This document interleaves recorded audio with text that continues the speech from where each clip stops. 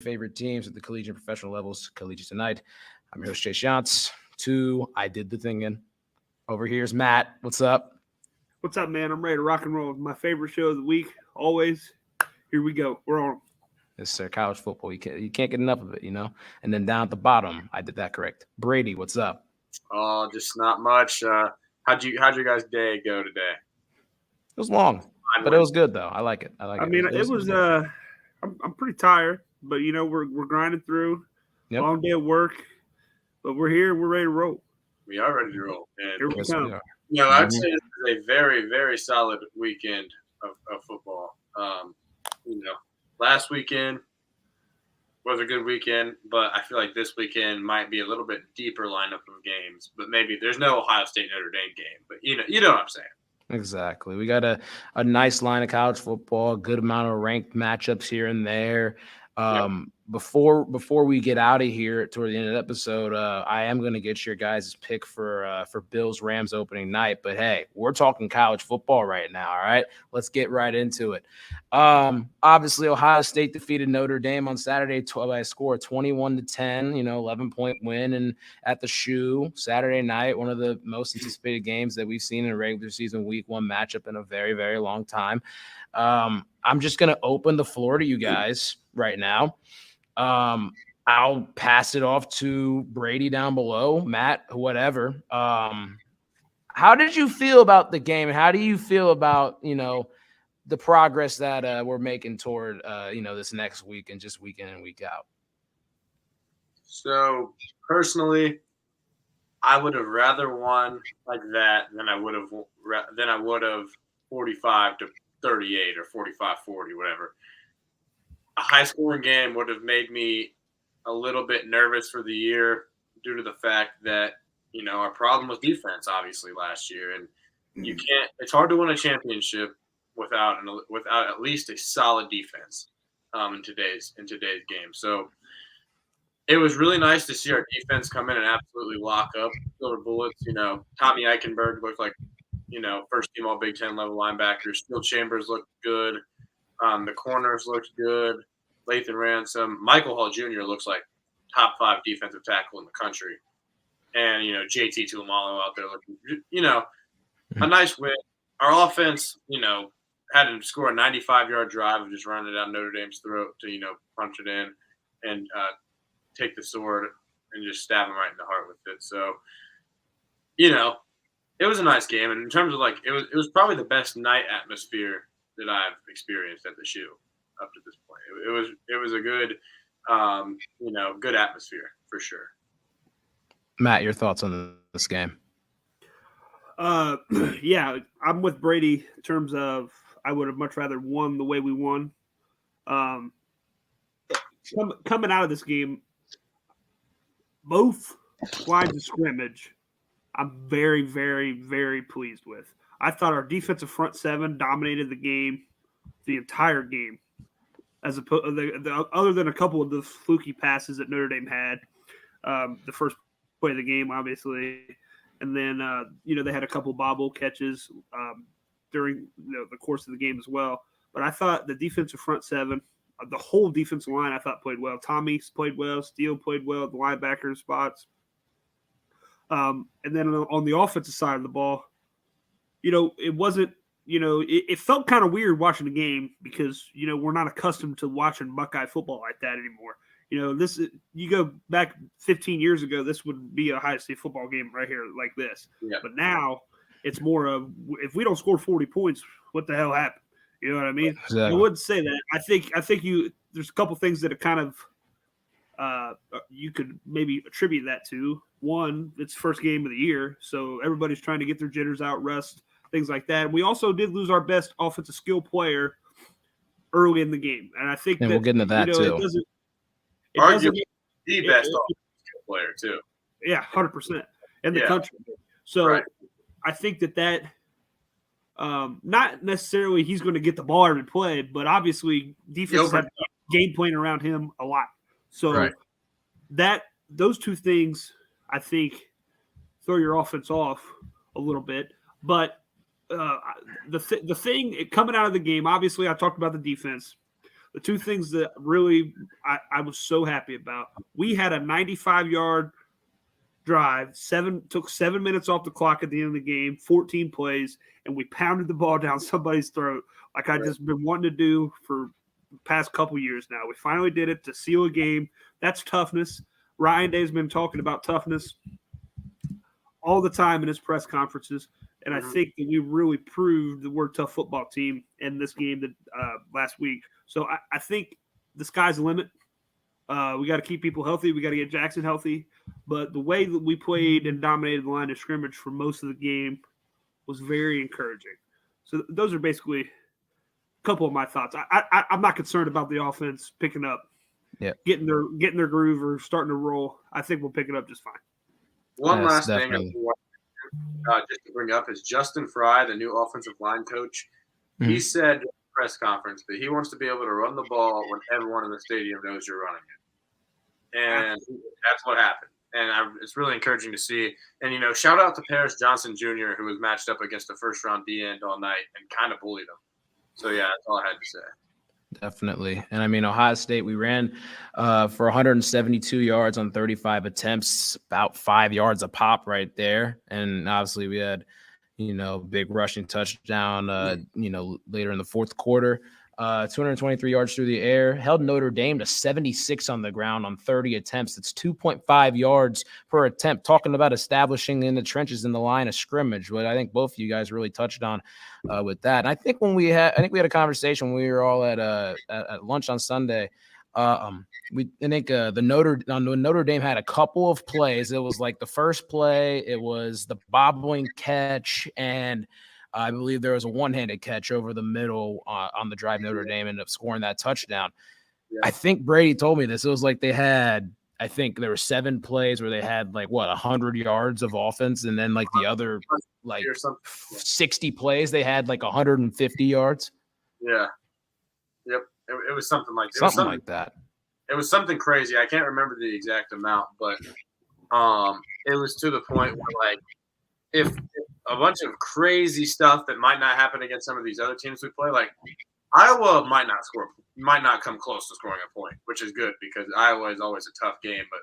But with their offense and Wisconsin, their offense is never electric. So if we can just stop the run, we've got some of these games locked up that could have been potential. Absolutely. To piggyback off that, Notre Dame's kind of built. They have a little bit more athletes. They spread the ball around a little bit more than Wisconsin and Iowa do. But in the past, with the running backs they've had, like Kyron Williams, things like that, they've always been established to run downhill right away. So and with great offensive linemen. So they're kind of built just more of a spread type of formations a lot of times running the ball out of. But they love to pound the ball. So they're kind of built like some teams we're going to play here in the next month or so. So I think that really it sets us up well, because we got to be able to stop the run first. So I think it's going to pay dividends. Like I said, it was weird during the game, seeing the score at the end of the game and be like, should I feel happy? Should I not feel happy? But once I woke up Sunday, I'm like, we just beat the top 5 team by 11 points, and our defense played incredible. So I'm happy. We're 1-0. That's all that matters, right? 1-0, keep moving forward. So I'm excited. I think we have a great year ahead of us. Definitely. Yep. We're 1-0. We're on them. Isn't that right? Here we go. We're on them, I will say this before we get into these couple games, that are the highlight games of this week. Briefly, what's one thing that you want to see Saturday, September 10th, Matt, from Ohio State? I want to hit with some deep shots down the field. I think take the top off the defense. Take top off the defense. No, but seriously. Yeah. And also, I would say I want to hit on a couple deep shots. I think we threw a deep ball to Marvin. He had it right in his hands, just dragged his toe. It was going to be 6. Just couldn't come down with it. I want to see us come down with a couple of deep balls down the middle of the field. I think it might be difficult these next couple weeks without Jackson to do it. But if we can do it without Jackson, because the defense is going to having him underneath, everybody's just going to always bracket their coverage towards him, things like that. It allows our guys to be able to get to the second level and get deeper down the field. So if we can hit on those without him there, that gives me all the confidence in the world. You know what I'm saying? So that, and then also just stay consistent on defense. I would love to see the energy and the effort these next 2 weeks. Arkansas State, Toledo, I get it. For however long they play, for a half. I don't care if it's a half, 3/4, whatever. Just give me the energy and effort you gave against Notre Dame for that a period of time and go balls to the wall. I just don't want to see any letdown. Does that make sense? Because we come off a huge win, top 5 win. Yep. Don't come out here and just lay an egg and keep these guys around and piss me off for the whole first quarter. Just come out and put them away right away. You know what I mean? Come out, keep the energy the way that it was against Notre Dame for a half of football, and then get your 2s in and move on to the next week. That's all I want. No letdown this week on the defensive side of the ball. Most definitely. What do you got, Brady?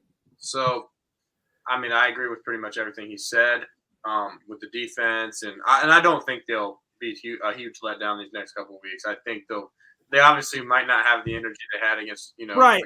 But I just don't want them to come out and play down to their just come out flat with no energy at all. Energy needs to come from within the team, right? No letdown. Just come out and play football. You don't have to be obviously hyped, top 5 matchup hyped, but I'm saying just don't come out and play fine. Don't play. I mean, you're playing football on a Saturday. Like, you're a college football player trying to get to the next level, trying to win games. Just have fun. Let's get our stats up these next couple of weeks. But exactly, yeah. But yeah, like for that for sure. But offensively, I want Julian Fleming to just take one to the house if he plays. I'm assuming he'll play. We need to see a flash from Julian Fleming. We need him to make a big play. He may have a total big play in his career right now in terms of like he had a really nice job. Fields threw a pick and then he stripped it from the guy. But other than that, he hasn't had like a big play in an Ohio State uniform to this point in his career because the touchdown he had last year was literally like a C.J. Stroud just had a really nice fake, and he kind of like slipped into the end zone against Michigan State wide open. So give us Julian Fleming and keep just pounding the rock. There you go. I mean, and I want Marvin Harrison Jr. to make some freak plays because I know he will. Because the fact that he even got to that deep ball, it did from the stands, it looked like that was way overthrown. But Marvin like extended and dove out and got his hands on it and kind of secured it, and then kind of lost it. But still. And, this is going to be the time to make some plays like that for Ohio State. We got the opponents to kind of make up some of that stuff and, fill the stat sheet, get some wins. Can't take them lightly. But, hey, as Matt always says, as everyone always says, we're on them. Let's turn and burn them. Let's go. We're going to turn and burn over here to 12 o'clock noon, big noon kickoff, Fox, Alabama, Texas, 2009. No, just kidding. Not 2009. We are in 2022. It's Alabama, Texas. We got Gus Johnson and Joe Klatt on the call for this game. Alabama 1-0, Texas 1-0. Bryce Young had 5 touchdown passes last week. Good job. But yes, he had 5 touchdown passes last week. Quinn Ewers, 16 for 24, 225, 2 touchdowns and 1 interception. Kind of looks like a below average fucking NFL quarterback. Sorry for the cursing there. Just give me some brief thoughts about this game coming up. Matt, I'll start with you. I think Texas is just really young. That's about the best way I can get it. They have a lot of talent. I think they're starting like 4 true freshmen on the offensive line, 4 freshmen, and they're too deep. It is just full of freshmen. They're recruiting pretty well for Texas recently, the past few years. But I just think Alabama rolls because Texas is so young and because Bama is Bama. Okay. I think the line's like 19.5, 20 right now. I think you're looking at more of a 42-17-ish game. I think it's early. It could be kind of close just because Texas is going to be so hyped and everything. Bama's first big road test of the year. But I think, midway through the second quarter, you know who's controlling this game. I just don't know how Texas can keep it competitive for very long. I truly don't. I think they're very young. I think they have promise. They got talented players all over the field, especially on offense with Quinn Ewers and Bijan Robinson, all those type of guys. So, like I said, I'm leaning more of like a 42-17 score here. But Brady, what do you think? Well, before I interject, all right? Hold on, interject. Yeah, my bad. It's good. Just what are you guys looking for in this game? We'll get the picks in a little bit, okay? But that's completely fine. What are you guys looking for specifically in this game when it comes, to the matchup? All right, so I'm not going to pick this or anything. I mean, I think we know who we're going to. Yeah, everyone knows. Never mind. I'm not going to talk. But in terms of, I'm ready to see Sarkisian's game plan here. Is he going to put up a masterful game plan against the Bama defense to get Quinn Ewers comfortable throws down the field to try to expose this secondary? Because Texas is a Texas's receiving Texas is probably better at one position than Bama, and it's probably the receiving core. Not that Bama has a bad receiving core. It's just Texas has, Xavier Worthy, top 3 receiver in the country, I believe, for me. Jordan Whittington, I believe his name was. He was a transfer. That's right. And then he was good. And then Ajay Hall, who's a Bama transfer, and he was honestly he might have been the top one, maybe the most talented receiver on that Bama squad, pure talent wise. Very freak athlete and can make some crazy catches. He'll look to get some revenge. So I'm ready to see this Texas offense, because their defense, there's no hope. Yeah, no Big 12 defense. If they can't stop Kansas's offense, I'm sorry, but their offense is going to have to fire on all cylinders, and I'm ready to see what Quinn Ewers can do. Because Bama-wise, here's the thing about Bama. They're a great team. I watched the highlights and I watched the Bryce Young film from the Utah State game, and obviously easy money, game winner. But every single deep ball Bryce missed deep on. He was not throwing comfortably. And you know what I thought about? Last year, he was just throwing him as deep as he can, and J-Mo would just run under him because he's the fastest player. So he's not used to having maybe not quite as fast. I mean, they're fast, but I don't know if I think this Bama offense is unstoppable. Texas isn't stopping it. They don't. Texas doesn't have the defense, but I'm not saying they're gonna. But in terms of just what I'm looking for, my reaction to week 1, maybe, I guess, because I kind of want to bring up Bama since they're Bama. Yep. I mean, they got some easy touchdowns, but the deep passing game against a bad team like Utah State was not on, and I don't think Bryce even threw for 200 yards, did he? No, he threw for 195. 195. Okay, so yep. Threw for 5. It was an easy. Yeah, and I think you got to look at when you grade some of that stuff. Like, let's think about it. All right, obviously you have a whole offseason to work on this with your receivers, getting timing down, getting the connections and everything. This is the first game. We'll see what happens with that. I'm not defending Alabama. Fuck Alabama.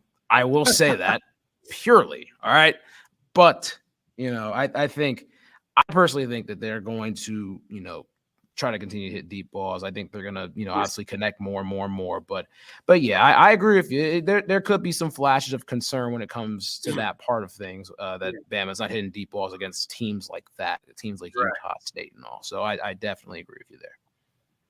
But yep. And just looking at the next game, I think we know what the Alabama-Texas prediction is going to be. We're going to save that for later. 3:30 ABC Saturday, Tennessee, Pittsburgh, back at Creasier Stadium. Tennessee, number 24. I believe they won their game on Thursday. Did they play? They played Ball State. Was it Ball State, or am I getting that confused? Ball State. Yep. Okay, they played Ball State, and then obviously Pittsburgh played on Thursday as well, and they beat West Virginia in the backyard brawl, 7-point game, 38-31. That was also one of Matt's picks last week. Will they be on Matt's picks again? We'll see. But yeah, Brady, your thoughts on Tennessee and Pittsburgh's matchup? So yeah, this is a really interesting game to me. I really like both teams. I think the Volunteers are really interesting. Hendon Hooker, one of my top-rated QBs in the country. Speaking of deep balls, there's not really many QBs that can throw a deep ball better than Hendon Hooker. So just wanted to mention that since we're just talking about him. But Tennessee defense, but the Tennessee offense can fire. I'll be honest with you. Their receiving core is very solid. Good quarterback. Good offensive play calling. And then you look at the Pittsburgh deal over there. You got their offense looked pretty good to me, and their defense was iffy, but their offense looked good. Keaton Slovis looked solid. The rushing game was pretty good. Overall for Pittsburgh, they won the backyard brawl against West Virginia. 17 is a solid ranking for them, and they may not be last year's Pittsburgh with a first-round QB and Biletnikoff award-winning wide receiver, but they could be a tough team for Tennessee to handle either way. Most definitely. Matt, your thoughts? I like both of these teams too. I think this is going to actually be a really good game. I like the way Keaton Slovis ended up finishing that game last week for Pitt. I think Pittsburgh continues to roll offensively. I think both teams have a lot of talent on offense for sure. I think the thing to watch out for coming into the year, we thought Pittsburgh's defense of line front seven under Pat Narduzzi was supposed to be really, really good. Last week they gave up like 30. I think it was 31. They gave up 31 to West Virginia with a little bit of shaky performance. I think the thing to watch out for here in this game is how does Pitt's D line bounce back and their front seven bounce back. I think that could end up being a key to this game. So watch out for that. Most definitely. So, I mean, we got, Tennessee obviously had a very electric offensive performance. Stats obviously inflated a bit playing a team like Ball State. Pitt, 384 yards of offense on the ground, threw for 308 as a team and 76 yards rushing. Slovis, 16 for 24, 308 and a touchdown last week. Definitely a person to keep an eye on. Obviously, Hendon Hooker, like I said, one of the best deep ball throwers in college football. So this will definitely be a very underrated matchup of the day. And honestly, I wouldn't even say it should be underrated. It should be one of the top matchups of the day. 3:30 on ABC. We'll go into the later time of the night of Kentucky. And what the hell? Florida's 12? Sorry, I knew that before. But Florida's 12. Yeah. Give me your reactions to this. Matt, what the fuck? It's a hell of a jump. Yeah, I mean, don't get me started on the AP poll's bias. I mean, it's just stupid. The AP poll doesn't even mean anything now. I know, but it's just stupid, right? It's just stupid. Yeah. Ohio State beats the top 5 team, and they drop. Now, obviously, Georgia looked great. They beat a top 11 team. They keep the team that Ohio State beat at number 8, and then they drop the team that Georgia beat. Yeah. Out. Who cares? I know they killed them. Yep. It's just and then Florida gets Ohio State gets a top 10 win, they drop. Yep. Florida gets a top 10 win, jumps like fucking 30 spots. This is literally a tell me how you feel segment, okay? We might implement this in. Tell me how you feel. From unranked to 12. Now it doesn't matter. Who cares? Yeah, it really doesn't. We'll see. Here's the deal. I think the line in this game is like 6 or 6.5. Florida's favored. Coming into the season, people thought that Kentucky was going to be the better team here. So I think this ends up being the battle for who is the second fiddle. Well, the problem is Tennessee's pretty good too. So you got 2 or 3 teams battling for that second fiddle in the SEC East. I think this is a really good game. I think Anthony Richardson, he doesn't have a lot of very good mechanics, but he just makes plays, man. That one play he had. He was getting run at, he bounces out, ends up throwing it off his back foot for the touchdown. I mean, it was great. I'm sure everybody saw the highlight if you're watching about college football. But, I mean, it was great to watch him. I think he continues to explode. And I think this game is actually – I think it's closer than what the line even says. I think it's a very, very close game. All right. Brady, what are your thoughts on this? Again, AP poll – ridiculous. I mean, they were actually 38th. They weren't even close to them. They were 13 spots. That's how they're. So I was right. It was almost 30 spots. Yeah, 14 teams out, and then they beat Utah at home in a game where Utah threw a game-losing kick in the red zone. They could have kicked the field goal if they didn't. Which okay, good job. You beat Utah. Impressive, but I don't know how Florida is a bit of a fraud in that sense, but I think this is a good game for sure. You got the two quarterbacks that are only first round projections because of their traits. That's literally what this battle is. You got Will Levis, who has he's a big dude with a strong arm. He can throw like very with very interesting throwing angles. He's like that. He's a spicy prospect. And then he puts mayonnaise in his coffee. What the hell's that? Yeah, dude. Fucking Jesus. Sean Clifford beat him out. Do you guys like not realize that Sean Clifford? Yeah, he did. Oh, I fucking know. Yeah. Yeah. And then Anthony Richardson. He's like 6'5", 230, and fast. I do think if he plays a more disciplined defense, he's in trouble because I think he loves to make big plays. It's kind of just how his play style is. Yeah. He really wants to make like a ESPN level play, which he made a couple of last week. But I do think if he can, he has an absolute cannon and he has a good arm talent, and he's very big and fast. So he's got all the traits. But we'll see if once he plays, Georgia, and if this Kentucky defense can lock up, he could be exposed a little bit. And I think this is a good game. Excited for it. Most definitely. You got a game in the swamp between two top 20 opponents. That's why it's week 2.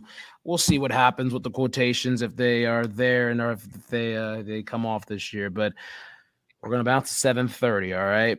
ABC. The USC Trojans are back in prime time, and you have Lincoln Riley, Caleb Williams.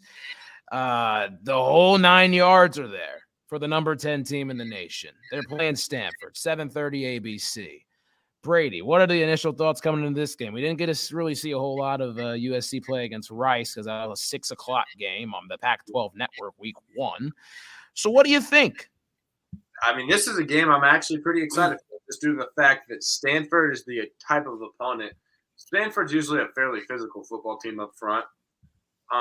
They might not have the athletes of USC, but up front, we'll see what USC can do because that might be the X factor for this USC team because their offense is clearly going to be one of the best in the country. I mean, you got Caleb Williams, who's, one of the best QBs in the nation. You got running back Travis Dye, pretty explosive. You got, the Blitnikoff winner from last year, Mario Williams on the outside. And then their defense actually had 2 pick sixes, I believe, last week, even though it's Rice. So we'll see. I'm excited to see what USC can do there, and if they can continue to roll up front, or if they might get bullied a little bit. So that honestly isn't a bad game whatsoever in terms of seeing what USC is more than because obviously Stanford isn't going to even if they win this game or make it close, they're not going to make any type of run this year. Yep, getting to see if these the West Coast boys are really tough up front and all. Matt, what are your thoughts initially coming into the USC game? It's like we've seen this story before with Lincoln Riley, right? The really good offense. How good is the defense? So I'm excited just to see how good the defense is because this is Lincoln Riley's staple right here. Great offense, shitty defense. We saw that with Oklahoma for 4 or 5 years. So here, I mean, Brady hit it right on nail on the head here with Stanford, running the ball down people's throats. I mean, they're a downhill running team, very physical up front, great running backs in the past. So, and USC struggles. Their linebacker play is not very good. So I think just how is Lincoln Riley going to adjust defense, get his defense ready to play? Now, I know he's the offensive coordinator, but the head coach oversees everything. So how is he going to get his defense ready, not just for this game, but throughout the duration of the season? Because they're going to play bigger, better teams if they want to make the college football playoff. How are they going to be able to stop the run? Because we've seen it time and time again. Oklahoma scores tons of points, can't stop anybody. USC, it feels like they're following the same model right now. I know it's year 1, but how can they try to overcome that and try to set, create the culture that they need defensively to be able to stop teams? Because you're not going to win championships if you cannot get stops when you need to. So yeah. I'm excited to watch USC's defense throughout the year just to see how they continue to develop. And in the game of football, you look at it, it's run the ball, stop the run, control the line of scrimmage is the thing. That's just, it honestly seems like it's a very universal role when it comes to the game of football on the collegiate and professional levels, which is what we cover here at the podcast. But, I think he's also, Lincoln Riley is also trying to get out of that mode of the Big 12. And the Big 12 they play no defense at all. It's literally 7-on-7, it seems like, when it comes to how electric their offenses are. If they have a very good defense, grounded, physical with the line of scrimmage, and then they're able to play with some energy and some urgency on offense, then I think USC will have a very good shot at making that Final Four at the end of the season. And then you've got Baylor and BYU at 10-15, number 9 Baylor Bears, number 21 Brigham Young Cougars. This is a weird matchup, I would say. I didn't really even see it on the schedule, to be completely honest. Baylor scored 69 points in their first game. BYU scored 50. So I don't really know what to expect. Another weird thing, they both had the exact same amount of yards in their respective last games, 573. If you guys can recall anything about Baylor from last year, like what did you think of Baylor from last year's standpoint? I mean, I thought last year, so they were a physical team for a Big 12 team. Them and Oklahoma State both had good defenses, which is not usual in that conference. Yeah. And they both got wins over Oklahoma. They won the Big 12 championship, so made the Sugar Bowl. I believe they won. They had a really good season. Decent position, but up front they're good on both sides. They really are, and they have a solid DB unit. Surprising Baylor, not the usual Baylor formula. So I do like Baylor, but I didn't watch them at all this year, and I'm not too positive. Like I don't know many specific players from their team, if I'm being real. Yep. Yeah, absolutely. I'm not too familiar this year in terms of skill position players. I know that Dave Aranda is a hell of a coach. Their head coach is a hell of a coach. Yes. He's a defensive guy, background-wise. Physicality is a really, really big thing for him.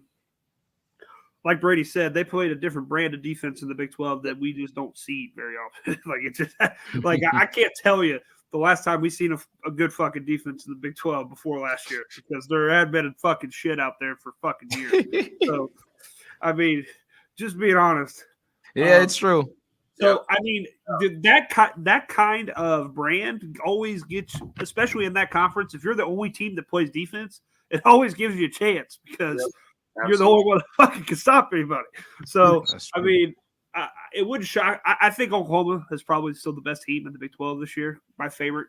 But at the same time, you never know. I mean, they're very well coached. So, and they're a physical football team. So, I mean, this is definitely an intriguing matchup. Problem is, it's 10:15 at night. I'm going to be having too many beers in me already. So I'm not sure exactly how long I'm going to be able to stay up and watch. I'll tell you that. And I'll be getting ready to go to sleep to watch my NFL Sunday the next morning, Right, which we will have a show that day. But you look at it, Baylor, BYU. I don't really know what to expect. It's honestly kind of like putting your hand over your face and just whatever. Let's pick it.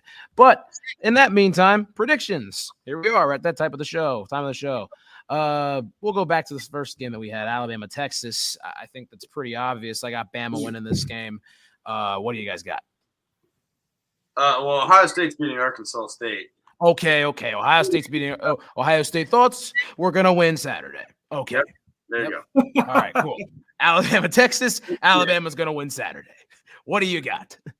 I'm right with you. Alabama is going to win. Texas defense is going to suck. 48-21. We'll give Texas 21 on this unreal Alabama defense. All right, unreal Alabama defense on an unreal day. I like Bama. Covering that spread. 42-17, Bama rolls. 42-17. All right. I'm not giving score predictions. I'm just rolling with Bama. Next game, Tennessee Pitt. What do we got? So this game, I like it. Like the game. Tennessee's going to get their revenge. I think it was a close game last year. I'm high scoring game here because two offenses that are very solid, especially Tennessee. I'm going to go. Let's go 41-38. Tennessee Volunteers. Okay. Matt, what do you got? I like Tennessee. I like them by 3 as well. I like Pitt covering the spread here. It's 6.5 right now. I think Tennessee. I think it's a little lower scoring than what people think here. 30-27. 30-27. Volunteers win. All right. And I know, I'm not trying to allude to the NFL, but I'm actually going to roll with Pittsburgh in this game. As weird as it sounds, I think Pittsburgh's going to win by 3. I think it's going to be 33-30. I'll go with them winning this game. I like that. I don't think it's a bad pick. I think it's a hell of a game. I think this is going to be a really good game. It's going to be underrated 3:30 game. People are going to be looking forward to the USC game at 7:30, but I think it's going to go over, and there's going to be a lot of people tuning into this game. That's just going to keep getting more exciting as it goes down the stretch. I put 33-30 in this one. And as we go to Kentucky and Florida, that's Saturday at 7 p.m. on ESPN. Do I go with the quarterback that decides to eat bananas with the peel on and put mayonnaise in his coffee, or do I go with the quarterback that has the traits? Well, I'm going to ride with the quarterback that has the traits just because he's playing a home game. Florida. Give me Florida. No pick, no score prediction. Matt, what do you got? I like Kentucky in this one. I think Will Levis plays well. I think Florida's fraudulent. I do. I like Kentucky 34-26. Okay. Kentucky. All right. Brady, what you got? I'm gonna take so this is my prediction. I'm taking Florida. So they're gonna win 24-14. So they're gonna decently sized win at home. Night game, Swamp, which changes a lot. So Anthony Richardson, I think he'll have an okay game. He's no Heisman contender or anything like that. Florida, after this game, people are going to be saying they're a playoff contender. They'll be ranked in the top 10. Yep. And then they're going to get embarrassed by Georgia, and Tennessee's going to beat them. And I'm playing. Not Vanderbilt. What about the Cox? Maybe.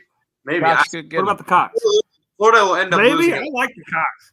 The Cockamender, man. Who knows? Florida will lose 3+ games still, even though I think they'll win this game. But I'll take the Gators, even though I still think they're fraudulent. I just don't think Kentucky's that good either. I think 20's a little hot. Maybe get to that 24-25 spot, but, it's Kentucky. So. Yep. I could see it, definitely. And then we got the 7:30 game on ABC, USC and Stanford. Brady, who do you got in this one? So I'm going to take the Trojans in this one. I just think Caleb Williams and, Jordan Addison and Mario Williams, that offense is just going to be too much to handle for Stanford, especially on the outside. I think Stanford wins the battle up front, but I think that Caleb Williams I think Mario Williams has a breakout game this day and establishes himself as USC's wide receiver 1, and Jordan Addison is a wide receiver 2 this year. My prediction. Okay. You got a score? You got a score? Yeah. I'm gonna go 31-20. So not a blowout, but just a solid matchup, 31-20, where it's not really that great of a game, but Stanford still stays in there the whole time. All right, Matt. Not so fast, my friend. Stanford 32, USC 31. Stanford scores at the end of the game, goes for 2, even though it's at home. They knock off the Trojans. 32-31 Cardinal. Book it. We're on them. But guess what? What do you got, Brady? What do you got? Yep. I was just going to say I want Stanford to win this game. Oh, yeah, same here. Yeah. USC are that picture for the playoff. Like, we don't want to see it. I'd love to see a Saturday night upset. That'll be like real awesome to see go to that going bed, on. Something great just happened. Exactly. But guess what? Something great's not going to happen because USC is going to win this game. I'm going to say – I agree. I'm going to say 43-27. I think that's going to be the score. Okay, I think Stanford's going to give them a good game, but I think USC's offense is going to get going. I don't know how they're going to get 43. I don't know how Stanford's going to get 27. 43-27 is my score. 43-27. And then the next game, the last game that we have on the slate until we get to the segment, Baylor, BYU. I'll go BYU just because they're playing at home. So, yeah, I don't have much of an analysis on this game. All my analysis that I have is literally NFL, and that is up in my brain, and it hurts. So, Matt, what do you got for this game? If you just do a blind pick. Give me Baylor. Give me Baylor 34, BYU 28. Okay. Brady, down to you. Give me Baylor. And I actually think they'll stun BYU pretty easily this game, 32-6. That's just Wow. Okay. Barn burner. Oh, 32-6. Wow. Okay. Because Baylor's defense is just so dominant up front compared to BYU that I just don't. I don't love BYU. I think they're a solid football team at best. Yeah. Like they're not a top 25 team to me, to be honest with you. I just find it funny that Brady literally thought on his mind. I'm gonna say 32-6 Baylor. So okay. That's interesting. But in this time, we'll get to Matt's picks. Okay. Put it on the screen. Brady's picks as well. We got some of the same picks on here, but hey, we got some different ones as well. Matt's picks on the screen right now. Explain. All right. So far this year, I'm rocking and rolling 6-2-1 on the bets and gets the spread so far. So it's been a good year so far, but there's a lot of weeks left, so you never know. All right, Pitt plus 6.5. Like I said, I think that game is a hell of a football game. I think Tennessee wins. I think Tennessee wins by 3. I think the defensive line for Pittsburgh it wasn't necessarily top 5, top 10ish throughout the year, but they returned a lot of guys from last year. I think the defensive front for Pitt helps keep it close. Like I said, I like Tennessee to win by 3. Pitt covers the 6.5. Go for it. All right. App State, Texas A&M, over 54 points. I think you guys might want to get your numbers in early. I think this number is going to keep rising throughout the week. Okay, I got it at 54 right now. I was lucky enough to get that number for my bet. So App State and North Carolina last week, they scored more points in their football game than their basketball game they played last winter.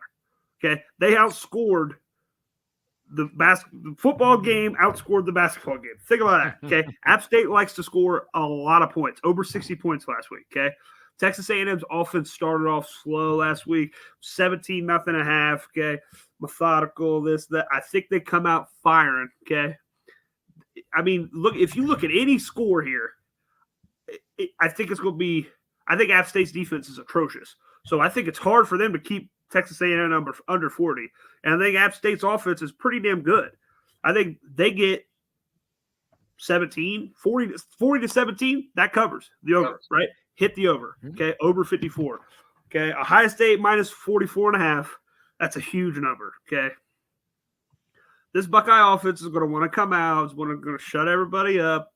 Put everybody to sleep. Okay, hey, we only scored 21 points against defense. Just come out, enjoy the show. All right. The Buckeyes are rolling 52-7. We covered by the half a point. Take the Buckeyes. Okay. Bama minus 19. I like this one a lot. Okay. The number started at 20 this week. It's going down. Okay. I'm not sure where it's going to end up at. Last I looked before we started the show at 9 o'clock, it was minus 19. I got Bama. I'm going to get Bama here within either tonight or tomorrow. Try to lock my bet in and keep that number where it is because I don't want to get back up towards the 3 touchdown range, right? So I like Bama at minus 19, okay? 42-17, Bama rolls. Iowa State plus 3.5. If anybody has watched that terrible Iowa offense last week, 7-3, they were able to take out South Dakota State. Our friend Noah Eagle on the call for that. Just had to say that. Okay. Let's put that in there. Okay. I like Iowa State. They have a hell of a head coach in Matt Campbell. They did lose Brock Purdy, Breece Hall, guys like that. This is a rivalry game. These two teams really, really hate each other. The past 3 times they played, it's been I'm talking just very, very tight. I like Iowa State in this game 20-16. They pull it out. 20-16, Iowa State wins this game. North Carolina minus 7. They're playing against Georgia State this week. Last week, South Carolina. I bet South Carolina minus 12.5 against Georgia State. That might just be my weekly bet. Whoever the hell Georgia State's playing, I'm betting the other team. There you go. Win some money off it. Like I said, North Carolina and App State, they almost scored 70 points. Both of them almost scored 70 points. Take North Carolina minus 7. I had South Carolina minus 12.5 last week against Georgia State with Spencer Rattler and the boys. They won 35-14. I like Carolina 38-20. They beat Georgia State. Take them. There's your picks, folks. Book it. There's your picks right there. Let's see if I can improve on my record next week. 6-2-1 so far. Here we come. We're on. Yep, there you go. 6-2-1 against the spread. Matt's got it right there.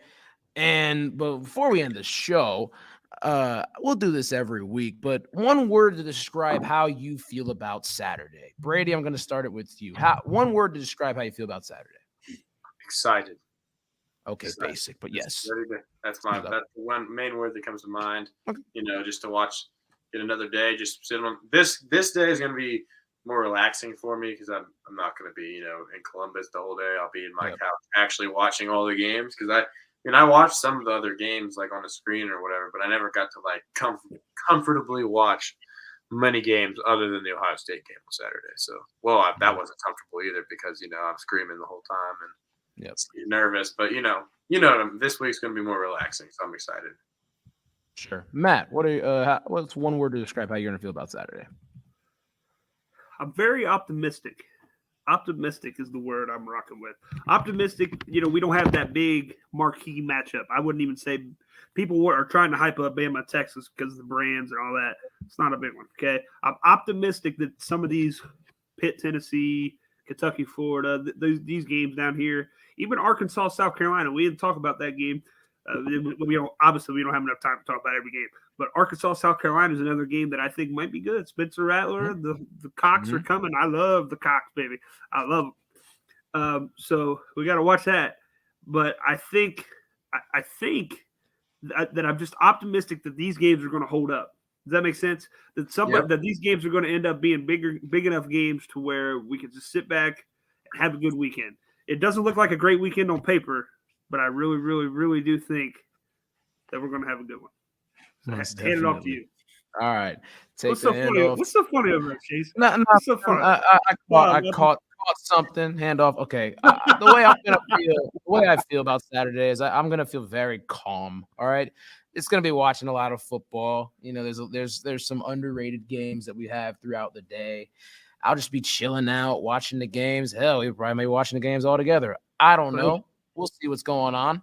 But yeah, I'll be very calm because, we'll allude to that, on Sunday because Sunday I'm gonna be crack the hell out. So that's different. But yeah, I'll feel very calm watching these games. Hear the Bengals roaring. There you go. Man. I can't wait to get in that stadium. But before we go like twice. Thursday night football opening night's coming up. We're not gonna have really much time to talk about Bills Rams. So hey, let's get a pick. Yes, let's get a pick. Matt, Brady, who wants to go? Who wants to get a pick? Bills 27, Rams 21. All right, Brady. I'm going to go with the Rams because people expect the Bills to be the best team in the NFL. Oh, come on. Definitely could be, but I just feel like the Rams come off that their good their big season last year, obviously. And, fuck them for that. They put up. They play a really good game this week, and win this game 24-21. Nice three-point game, big game there from Big game from Aaron Donald. Yep. Okay.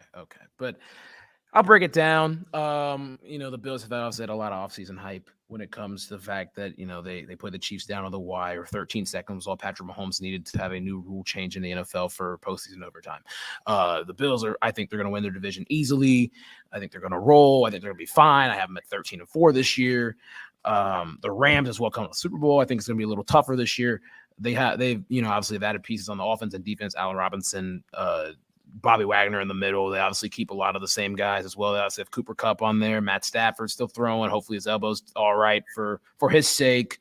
When it looks to the game, I've been flirting back and forth the whole offseason about this since the schedule came out. Rams, Bills. People are saying Super Bowl matchup, Super Bowl preview, this, that down in Arizona. Okay, cool. All right, you guys are favoring the Bills over the freaking defending AFC champions, but that's another story for another time. What I look at is I really think it's going to be like a nice little shootout, but I have the Bills winning at 30-27.